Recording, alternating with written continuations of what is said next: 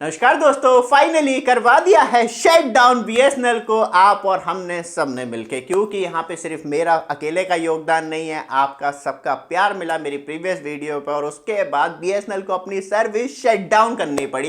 क्योंकि बीएसएनएल ने अभी रिसेंटली अपना mobile network coverage map launch किया था और उसमें एक ऐसी ब्लेंडर मिस्टेक कर दी थी जो कि फिक्स करना मतलब बात करी जाए तो कॉम्प्लीमेंट्री थी और बहुत अर्जेंट था। क्योंकि एक बहुत बड़ा हिस्सा जो था वो पाकिस्तान को बीएसएनएल के एम्प्लॉयज़ ने गिफ्ट कर दिया था और वो ऐसा नहीं हो सकता था क्योंकि इतनी बड़ी ब्लेंडर मिस्टेक है। और बीएसएनएल के एम्प्लॉयज़ क्या कर रहे थे और इतनी बड़ी ब्लेंडर मिस्टेक होने के बाद भी कंटिन्यू वो पब्लिक है। तब हमने वीडियो बनाई और वो वीडियो में आप सबका प्यार मिला। मेरी सिर्फ कोशिश थी, मैंने प्रेजेंट की कि बीएसएनएल ने एक बहुत बड़ी गलती उसके अंदर कर दी है मैप के अंदर।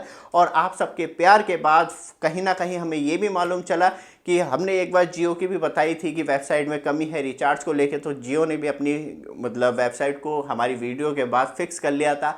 फिर एयरटेल की भी हमने वीडियो बनाई थी क्योंकि उसने भी तब मैप लॉन्च करा था तो उसमें भी बहुत सारी एरर थी। तो फाइनली उस एरर को फिक्स करके, लेकिन जो मैप था वो करेक्ट था, तो उस एरर को फिक्स करके मतलब एयरटेल ने भी अपनी वेबसाइट को फिक्स कर लिया था। लेकिन बीएसएनएल ने तो सच में सारे ही रिकॉर्ड तोड़ दिए थे एरर के और एक ब्लेंडर मिस्टेक कर दी थी। तो फाइनली उसकी वेबसाइट को ही हटा दिया गया। जो वीडियो हमने बनाई थी उस वीडियो को जो है मैं इस वीडियो के लास्ट में ऐड कर दूंगा, तब आप ये वीडियो कंप्लीट देख लेंगे तो आपको वो वीडियो देखने के लिए मिल जाएगी और देख सकते हैं कि क्या ब्लेंडर मिस्टेक एक्चुअली कर दी थी। क्योंकि तब हम बात करें जो पहले मैप था वो कुछ आपको इस तरीके का देखने के लिए मिलता था और इसमें बहुत बड़ी गलती कर दी थी बीएसएनएल ने।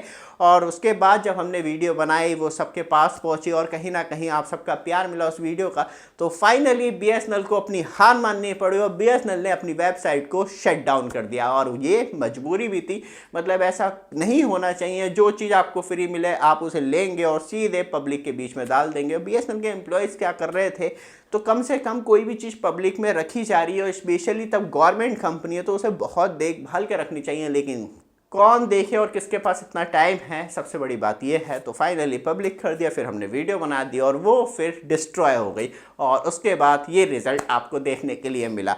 लेकिन जिस तरीके से बीएसएनएल के एम्प्लॉय स्वदेशी स्वदेशी का गाना गाते रहते हैं, लेकिन वो चीज़ ग्राउंड लेवल पे बहुत ही डिफरेंट देखने के लिए मिलती है। एक वीडियो और आएगी क्योंकि पहले मैं उसे लाना नहीं चाह रहा था, लेकिन जिस तरीके से बीएसएनएल ने ये कांड किया है उसके बाद मैं ज़रूर लेके आऊँगा। क्योंकि बीएसएनएल एम्प्लॉयज़ से मेरी बात हुई थी और तब मैंने कंपैरिजन का नाम लिया। मैंने कहा जियो, एयरटेल, वीआई, बीएसएनएल का 4G कंपैरिजन देखेंगे तब मेरी सिटी में लॉन्च हुआ था तो बहुत अच्छा था और अब पूरी तरीके से कोलैप्स कर गया है। तो एक ही गाना स्वदेशी स्वदेशी वो मैं आपको पूरी फुल रिकॉर्डिंग सुनाऊंगा आने वाली वीडियो में। लेकिन बात करी जाए तो किस तरीके से बीएसएनएल के एम्प्लॉयज़ पैसा भी फेंक रहे हैं, लेकिन इन्हें कोई भी इंडिया में ऐसा मतलब कंपनी नहीं मिली जो कि एक्चुअली बीएसएनएल का मैप डिज़ाइन कर सके। इंडिया का जो सर्वे ऑफ इंडिया से ऑलरेडी फ्री ऑफ कॉस्ट मिलता है, इसके लिए कोई पैसा भी नहीं देना होता और डिजिटल तौर पे वो अपने जो टावर्स है वो ऐड कर सकती थी। ऐसा नहीं है कि डायरेक्टली मैप उठाया सीधे टावर, क्योंकि वहाँ पे जो जीपीएस लोकेशन है वो सेट करनी होती है, फिर उसकी फ्रिक्वेंसी टावर की, और बहुत अच्छी तरीके से मैप में अपनी जो टावर की पोजीशन और रेंज है वो दिखाई थी बीएसएनएल ने। उसके लिए मैं ज़रूर कहना चाहूँगा एक एक्यूरेट दिखाई थी। लेकिन मैप के अंदर बहुत बड़ी गलती कर दी थी। लेकिन सबसे बड़ी बात यह है ना, क्योंकि किसी को कोई इफेक्ट ही नहीं पड़ेगा, इतनी बड़ी गलती भी कर दो मैप के अंदर, ग्राउंड लेवल पे सर्विस नहीं मिल रही, लेकिन बीएसएनएल गवर्नमेंट एम्प्लॉयज़ की सैलरी तो टाइम से आ रही है ना अकाउंट में। वो सबसे बड़ी बात है कि वो आना चाहिए और वो आ रही है और गवर्नमेंट कोई भी ग्राउंड लेवल पर रियलिटी देखने को एग्री नहीं करती। ऊपर से बात करी जाए तो एक सबसे पहले मैंडेट जो है ना मतलब बीएसएनएल एम्प्लॉयज़ को, वो अपनी खुद की कंपनी की ही सिम चलाएं, प्राइमरी सेकेंडरी, वो एक मैंडेट कर देना चाहिए। क्योंकि तब तक वो खुद परेशान नहीं होंगे बीएसएनएल के नेटवर्क को लेके कि यार यहाँ पे रेंज नहीं आ रही, क्यों टावर बन पड़ा है, क्यों नेटवर्क नहीं आ रही और मल्टीपल इंटरफेरेंस में क्यों डाउन हो रहा है, कैसे हम सेल से इंक्रीज़ कर सकते हैं अपनी बैंड फ्रिक्वेंसी। और मैं बात करूँ तो मेरे स्टूडियो में बिल्कुल भी नेटवर्क नहीं आते, 3 दिन तक 2G सर्विस बंद रहती है लेकिन 4G सर्विस चलती रहती है, ऐसी भी दुविधा रहती है। तो सच में बहुत जो एक्सपीरियंस है ना बीएसएनएल के साथ, वो कहीं ना कहीं इतना सारा पैसा गवर्नमेंट ने भी लगाया है, लेकिन आप तब थोड़ा सा भार है तो आपको अच्छी सर्विस मिल रही है।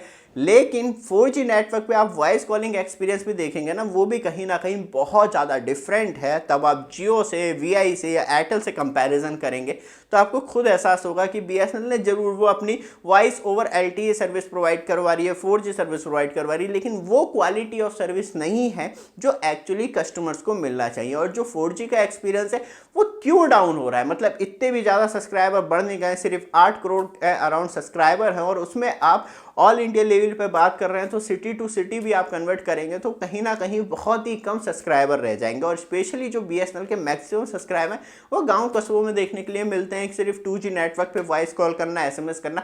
तो इस तरीके से तब आप BSNL 4G सब्सक्राइबर्स की तो वो कहीं ना कहीं बहुत ही कम और मुट्ठी पर सब्सक्राइबर, और उसके बाद भी BSNL अपनी 4G सर्विस देने में इस तरीके से नाकाम रहता है, और जो गलती करता है वो सच में ब्लेंडर करता है, तो वो कहीं ना कहीं खतरनाक है। क्योंकि तब तक खुद का एक्सपीरियंस नहीं सुधरेगा 4G को लेके, तब तक वो कैसे पब्लिक पे भरोसा दे पाएगा कि हम BSNL की 4G सर्विस जो है वो सच में अमेजिंग और स्वदेशी प्रोवाइड करवा रहे। एक्सपेरिमेंट, R&D ये तो सब कुछ करना पड़ेगा ना, तभी तो एक्चुअली मालूम चलेगा कि, और ग्राउंड लेवल पे चेक करना पड़ेगा। आप सीधे जाके ये कह दें कि X पे जाके आप कंप्लेंट कीजिए या वेबसाइट पे जाके, आप कस्टमर को क्या मालूम है। तब आप ग्राउंड पे जाएंगे, चेक करेंगे, एक्सपीरियंस लेंगे, तभी तो आपको क्वालिटी ऑफ सर्विस मालूम चल पाएगी अपने BSNL 4G नेटवर्क की। और कस्टमर को क्या प्रॉब्लम आ रही है ग्राउंड पे जाके ही चेक होगा। ऐसे नहीं होगा कि आप वेबसाइट पैदा कर दें, आप ये कहें कि हाँ हम X पे अपनी कैंपेन चला रहे हैं, आप उस पर, अब जिसने कभी X खोल के ही नहीं देखा, ट्विटर खोल के नहीं देखा, तो उसे क्या मालूम है आपकी कैंपेन कब चली और कब खत्म हो गई। ये वीडियो आपको अच्छी लगे, रेगुलर अपडेट के लिए चैनल को सब्सक्राइब, वीडियो को लाइक कीजिए। धन्यवाद।